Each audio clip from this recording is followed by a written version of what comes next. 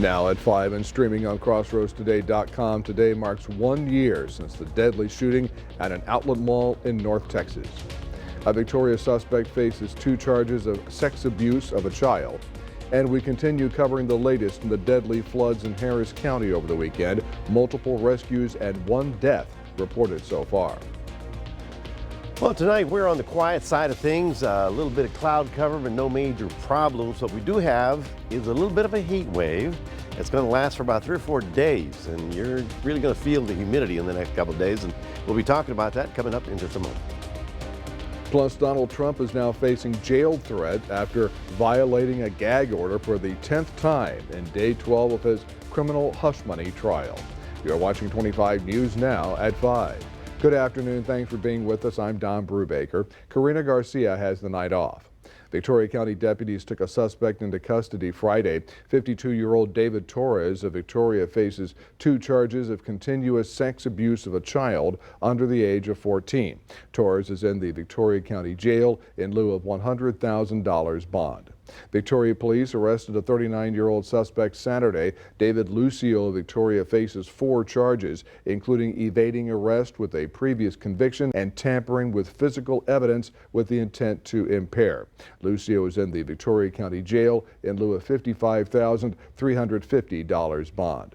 Severe weather is expected to hit the central U.S. today, from North Texas to South Dakota. The severe storm system brought floods, left a 5-year-old boy dead, and displaced thousands.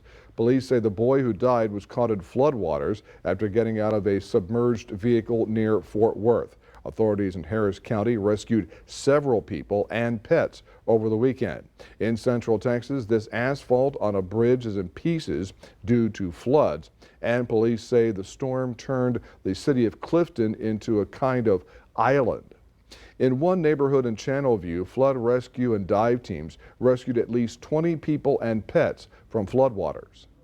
With her dog Amigo held high above the floodwater, Cynthia Robinson trudges through to check on her 6 other dogs. It was pretty devastating because our dogs, they're like my babies. She had to leave them all Saturday.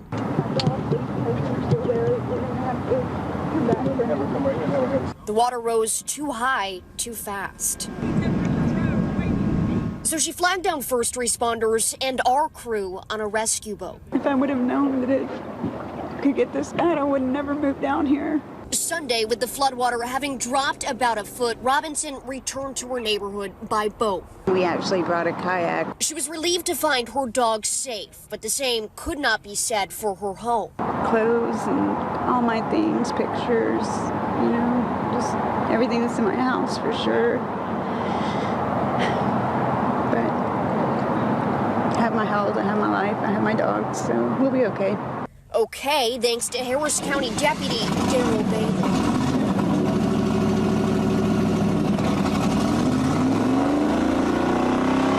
We were with him as he pulled Robinson and about 40 other people and pets from the floodwaters Saturday. So if you can see how the water is pushing this way. And again when he returned Sunday to check on her. So we have to push back this way. We encourage people to actually, before we know the water is coming or the storm is coming, to evacuate them from the area so that once again we can get them to safety, get them to higher ground, so that not only they can be well and safe, but also their animals can be safe as well. With her own animals in mind, Robinson tells us this flood will likely be her last. I mean, I lost everything. Everything's flooded. Everything's all my things. I got my dogs, though, and I'm going to relocate for sure. What do you do next? And start over. Here's your viewer poll this afternoon. Scan that QR code on your screen to vote now. Here's the question. Do you know anyone affected by the severe flooding near Houston? Yes or no? We want to hear from you. Come to crossroadstoday.com/vote to take part, and I will have an update on 25 News now at 6. And now let's take a first look at your First Warn Storm Team forecast. Chief Meteorologist Mac Pettis now joins us with a look at what's going on outside. And Mac, you're also looking at the radar in Oklahoma. Yes, ordinarily, I mean, it's out of our district, but tonight's going to be a very interesting, dangerous night in Oklahoma. For us here in the Crossroads, no major problems, but as Don mentioned a minute ago, there is a very high possibility that this line developing here is going to really explode in intensity, and a lot of Oklahoma is under an extreme level of danger for tornadoes tonight. It's just getting going. We'll certainly be watching it all night just to see how our friends do up there. We'll be talking about that. And of course, for us, we were dealing with a heat wave. Yeah, a real one. We'll talk about that coming up in a moment. Don? Mike, thank you. Today marks 1 year since the deadly shooting at an outlet mall in North Texas, where a gunman opened fire on a crowd of shoppers. On Saturday, May 6th, first responders arrived at the Allen Premium Outlets after a gunman arrived at the mall's parking lot and opened fire. Body camera footage shows one officer confronting the gunman before firing several times, killing him. In total, 8 people were killed that day, including children and immigrants from Venezuela and India. Tonight, the city of Allen is hosting a memorial to honor the victims and survivors of that tragedy. The judge in Donald Trump's hush money trial has fined him $1,000 and warned him of jail time for future gag order violations as day 12 of his criminal trial continues. Trump is facing 34 counts of falsifying business records stemming from hush money payments made by former Trump attorney Michael Cohen to adult film star Stormy Daniels. Trump has pleaded not guilty and denies the affair. Voters head back to the polls for runoff races May 28th. Early voting starts May 20th and runs through May 24th. 2 candidates are in the runoff for State Representative District 30. A.J. Louderback has more than 40 years of experience in law enforcement and was elected as Jackson County Sheriff 5 times. He has also served as the executive director of the Texas Sheriff's Regional Alliance. He's an advocate for securing the border. Lieutenant Governor Dan Patrick, Attorney General Ken Paxton, Land Commissioner Don Buckingham, AG Commissioner Sid Miller, and former District 30 candidate Vanessa Hicks Callaway have all endorsed Louderback. Jeff Bouknight previously served as mayor of Victoria. He received an endorsement from both Governor Greg Abbott and District 30 State Representative Jeannie Morrison. Bouknight wants to focus on border security and business and economic development. 2 candidates are in the runoff race for Victoria County Commissioner Precinct 3. Shannon Martin faces Brad Tucker. Martin previously served the Victoria Fire Department for over 35 years and is active in the community through organizations such as the Victoria Livestock Show and the Local Planning Commission. He won 49% of the vote in the March 5th primary. Tucker has worked in the construction industry for 25 years in Victoria. He's also owned and operated Tucker Construction Company for 18 years. Tucker won 35% of the vote in the March 5th primary. This position works with the Victoria County Judge and 3 other precinct commissioners. Together, the Commissioners Court handles the financial decisions of the county. Part of Crestwood Drive will be closed Tuesday morning. Crestwood will close between Navarro and Main Streets for paving operations from 3 a.m. to 7 a.m. All businesses and homes in the construction zone will remain accessible. The construction is part of the Crestwood Drive Phase 3 reconstruction project. Remember to subscribe to our YouTube channel, Crossroads Today. Hit the like button and click the notification bell. Then you can see Crossroads Today on YouTube. Israel has launched airstrikes into Rafah. Straight ahead on 25 News now at 5, the latest in the war in Gaza, including an update to a ceasefire proposal. Also ahead, a fallen officer was honored today after a fatal hit and run in Utah over the weekend.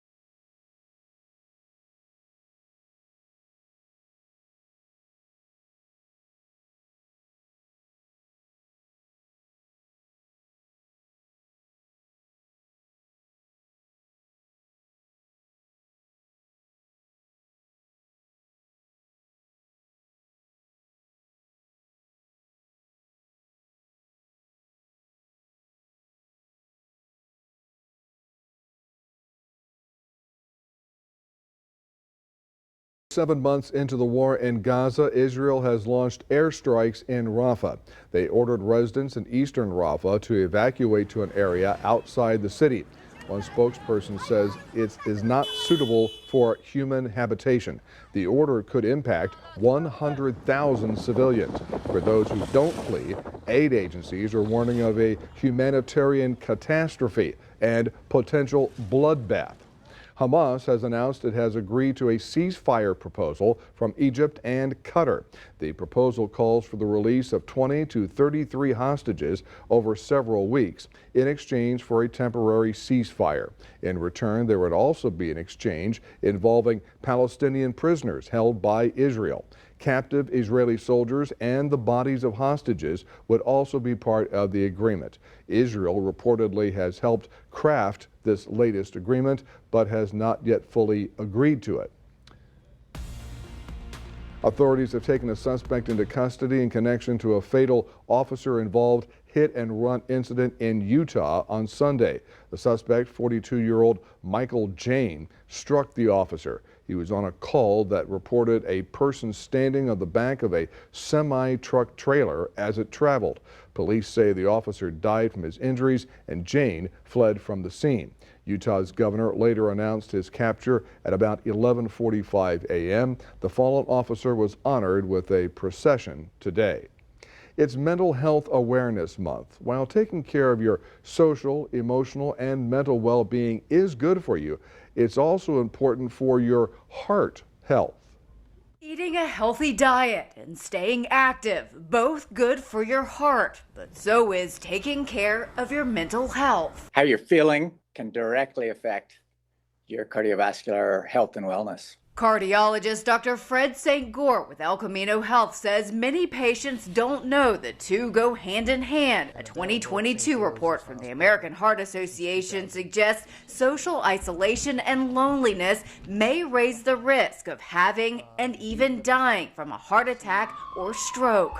It's pretty clear why, and that is the level of stress, and stress which then leads to inflammation, which then leads to cardiovascular disease, is clearly and well documented to be higher in individuals who are either lonely or socially isolated. While loneliness can be felt by anyone, St. Gore says it's significant in seniors, especially those who have lost a partner or friends, and in teens who spend a lot of time on devices instead of socializing in person. The responsibility is really on the healthcare community to make sure that we get this message out, that our patients are well educated, well informed of the benefits of all these cardiovascular risk factor interventions. St. Gore says that includes management of blood pressure, glucose levels, and cholesterol, good nutrition, weight management, regular exercise, and social activity. We have a lot of different ways of intervening, certainly with pharmacology, with nutrition, but overall, probably the most important thing is engagement. For Health Minute, I'm Andy Gaither. A study in the JAMA Network Open says ingesting olive oil daily appears to lower a person's chances of dying from dementia. The peer-reviewed research is based on 92,000 adults over a 28-year period who had at least 7 grams of olive oil every day. Health experts say olive oil has previously shown to be beneficial for the brain, bones, and heart. Researchers say olive oil is very versatile and can be used as a salad dressing, in pesto, or a bread dip. And there was a company, Mac, that was making olive oil out of Goliad County a few years ago. Oh, very interesting. I'm gonna start drinking that. Give me a gallon. Anyway, folks, good afternoon. It's a little warm and humid out there where it feels like 91, but it's actually 87 degrees. Of course, the gusty southeast winds continue blowing over the area. Our high temperature got up to 89. Tomorrow we'll be pushing into the 90s. And while, you know, the clouds are actually going to help us with the upper 80s, inland, it's going to be even warmer. We'll talk about that coming up in just a moment.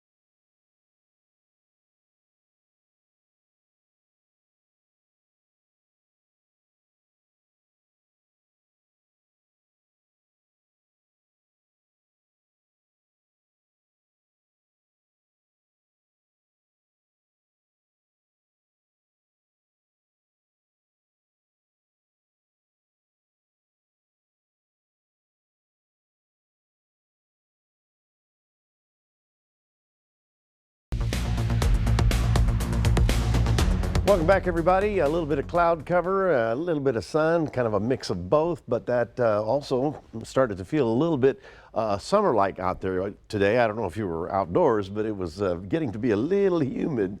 And now we're getting our first little heat wave of the season. That's for the next 3 days. But, well, I'll tell you, it's a volatile map out there, and there's lots to talk about. While it's relatively quiet in South Texas, and of course in the crossroads tonight, we're really focusing on what's going on up here. Low right here, frontal system right there, and right here in Oklahoma, they got a bullseye for the possibility of some severe weather. Now, while we're on the quiet side, Houston's quiet, San Antonio's quiet, no major problems for us. We're looking up there because the Storm Prediction Center has much of that area of the southern plains, really, under an extreme level of tornado possibilities. And you can see how the stuff is already starting to fire, and it's only going to get worse as it starts headed toward Oklahoma City, Wichita, Kansas, and then eventually into the Tulsa area. Let's just say the following. By tonight, later tonight, there will have been quite a few tornadoes coming out of this stuff, and we're just going to have to watch it very carefully. This is the tornado watch, as you see right up out here, so it barely includes a little bit of Texas. Generally, it's an Oklahoma thing, but you know, for the parameters that they use to actually call the tornado, it's rarely that we see a Category 5 or a Level 5 as what we see right about now. Well, obviously, all the rivers and streams in East Texas continue on the high side. Here's Houston, and you can see all the way over to almost the Waco area where they're still getting flood waters. So, folks, a lot of people were impacted heavily by that flooding over the weekend. What we have for tonight is that southeast wind gives us the cloud deck that you'll see tonight and into tomorrow morning. A few sprinkles are possible, but this is sea breeze stuff. This is nothing big at all. And then we actually wait for a little frontal system. It's not much of a front, it's more of a wind shift line, but it will knock the temperatures down by the end of the week. But for the short term, it's going to be rather warm. We'll be looking at low 90s for us here, and many areas out to the west are going to be looking at you know, near 100 throughout all of the Rio Grande. Now here's that bullseye I was telling you about. You see that 1, 2, 3, 4, 5. So it's rarely do we see level 5 of severity to break out there, and it's just begun. Let's just say it just triggered, and it's going to be happening tonight. For us, we have just a very slight chance of a shower or two. These would be garden variety things, nothing to worry about. We go into tomorrow, we still have that very low chance of a low grade possibility of 1 or 2 little showers taking off in the afternoon hours because of our heating. Other than that, we're going to be on the warm side. There you go, 91 for us, 92 in San Antonio, 101 in Del Rio. Should peak up a little bit higher. I'm going to say this right now. I'm not trying to scare you. I'm just trying to get you ready. I think you're going to see an early start to the tropical storm season. The high pressure is already set up, and so it's just a matter of a week or so before we start seeing them. So we'll be watching them. 86 tomorrow in the Port Lavaca area, 88 in Cuero. We're looking at about a 90, 91 for us, and then we're going to be on the, shall we say, just hot and humid side till that front knocks the temperature down. Yes, down to an 83-degree reading. Wouldn't that be awesome to have that kind of temperature, 83? That is your 7-day forecast, reminding everybody, take a picture of that little box there with the squigglies on it, and that's a QR code, and it'll put Crossroads a Day right on your cell phone. We'll toss it back to Don. Mac, thank you. And coming up next on 25 News Now at 5, we'll take a look at your stocks. Plus, an Australian airline is facing a massive fine for selling tickets on canceled flights.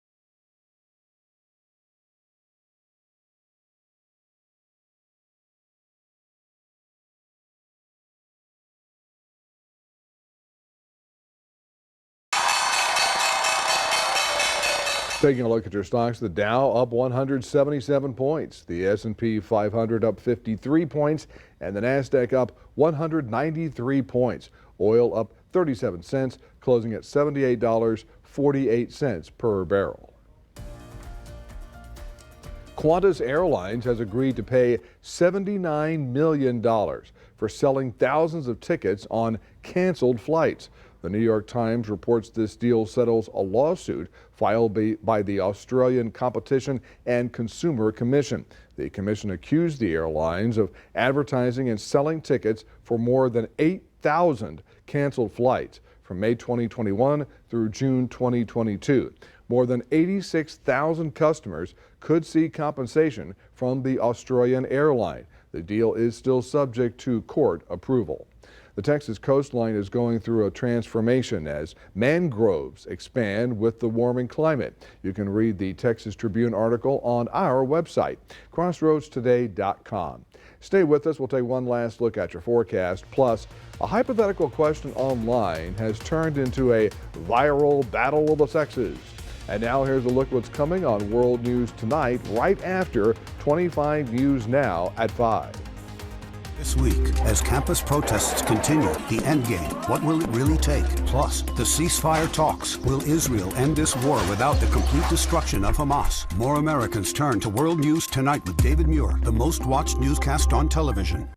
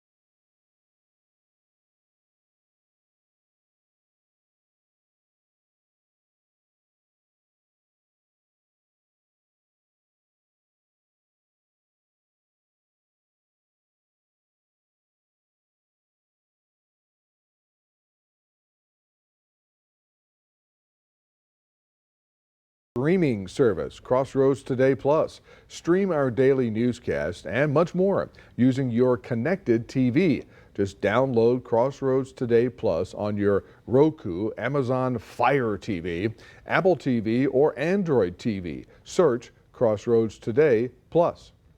A hypothetical question has sparked a viral conversation online. When women were asked, would you rather be alone in the woods with a man or a bear? Plenty of women chose the bear. In one viral TikTok video on this topic, 7 of 8 women said they'd pick the bear. When women were asked about their decision, many responded with a variation of, unlike a man, women know what dangers they would face with a bear. Oh. Critics say this is just an excuse to shower blame on men. Or another way to look at it, don't poke the bear. just don't poke the bear. Yes. And we're having some unbearable weather around here. I mean, with all the flood, and you got the situation in Oklahoma, and that's tonight. really... It really is so volatile that by tomorrow we're going to be hearing a huge problem up there. And of course, the weekend in Houston, East Texas. Man, that's sad. Terrible. For us, what we've got is a little bit of a heating trend. We're going to call it a minor heat wave. It will be in the probably low to mid 90s for us. But see, that's us by the coast. Inland areas out on the other side of Interstate 35 will probably be looking at upper 90s, and there will be a couple of hundreds around Texas, and it's starting early. Now, the other thing I wanted to tell you that as of today, and this is my forecast, my super duper extensive, long range, way out there kind of forecast. I think we're going to have an early start to the tropical storm season. Usually we wait till June 1st. Water temperature is already 84 degrees, so it's going to be soon. All right, thank you, Mac. World News Tonight is next. 25 News Out 6 after that.